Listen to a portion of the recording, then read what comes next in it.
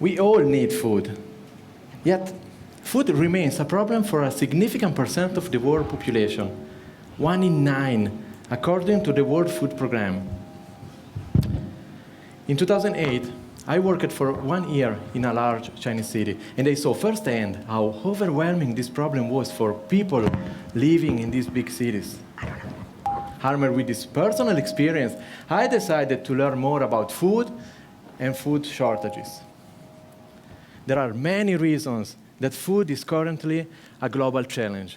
These reasons include population growth, population concentrations in cities, the abuse of pesticides and fertilizers, depleted soil, energy consumption, food deserts, food quality, and access to food. For a world facing the potential of starvation, these problems cannot be ignored any longer. Can we do something? Can we eat better? Can we produce food in a more sustainable way? As a positive person, I like to think that yes, we can do something. We can feed 1 billion people. When I realized that the current food system is not sustainable in the long term, I shifted my focus on vegetable production. And I realized, I started to think that the key to resolving these challenges was apparent. We have to bring food production closer to the consumer. We have to bring production where people live, right in the heart of cities. I started researching and reading all the books and resources that I could find, and I soon discovered 2 things. The first one was that this idea is not original. Many others are already working on it. And the second one is that this idea already had a name. It's called urban farming. And as a bonus, I also discovered that I'm not crazy. Many others are doing it. So, as I talked with friends, we started designing a vertical farm. A vertical farm is a building that hosts hydroponic cultures on the upper floors and then also has a shop on the ground floor to sell them. If you place this building in a big city, you have a kilometer zero production. As we discussed it from every side, we concluded that this is more than just a good-hearted wish. In fact, there are numerous vertical farms rising all over the world. However, we had a problem. These vertical farms need a large amount of investment for the construction, and we did not have that money. So we delved even deeper. We started asking ourselves, how can we bring production even closer to the consumer? How can we make the cultures more personal? How can we bring production from kilometer zero to meter zero? Think about it. Yes, exactly. We have to bring production into people's home or close to them. We need to engage in what we call personal urban farming. So, why most people are not already growing fresh food at home? No space, the perceived complexity of indoor growing system, lack of knowledge about how to grow plants hydroponically, laziness. So, we try to find a solution. And technology to the rescue. A grower needs to create a small controlled ecosystem and provides plants with light, carbon dioxide, water, and nutrients to the plants. Plants receive exactly what they need to thrive. These systems are called hydroponic systems. You can even add fishes to complete the cycle. And in this case, you call them aquaponic systems. If you add a cat, you have a cat-ponic system. No, just made up. So if you add lights and temperature control, you can place these cultures everywhere, even underground. By stacking multi-layers of cultures, you can leverage the 3D space and address the problem of the scarce space in cities. These systems are known since the 60s in industrial and space environments. So the question remains, why are they not widespread into everybody's homes? A huge barrier to the adoption of this method is the lack of knowledge on how to grow plants.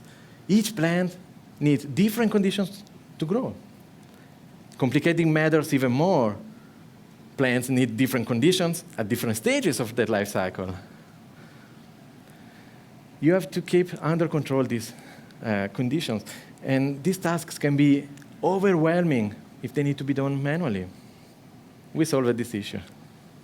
We designed, with my team, a controller that can take the burden off people's shoulders. The system, with an array of sensors and measurement devices, can keep the ecosystem in a controlled, predefined range so that the plants can thrive. To follow plants through their entire life cycle, we implemented the concept of growth recipe. A growth recipe is like a kitchen, a cooking recipe, but it's instead for growing plants.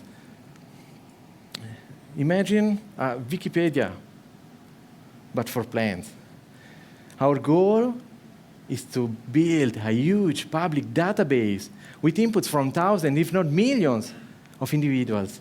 People will be able to download a recipe, use it, modify it, rate it, and upload it so that everyone will be able to use it.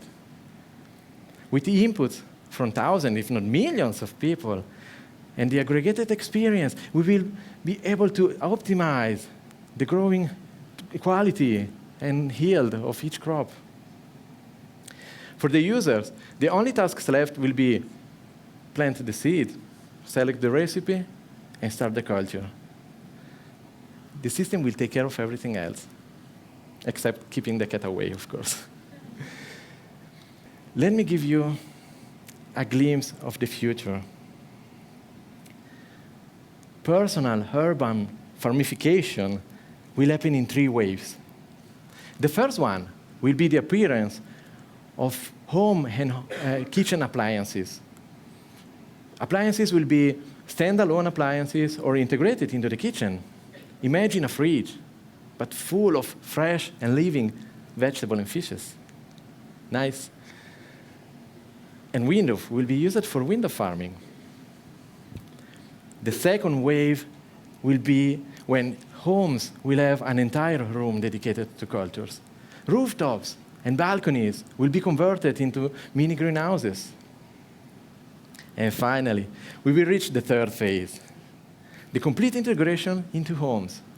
New generations of architects and designers and engineers will integrate the cultures into walls and windows and start to design self-sufficient homes.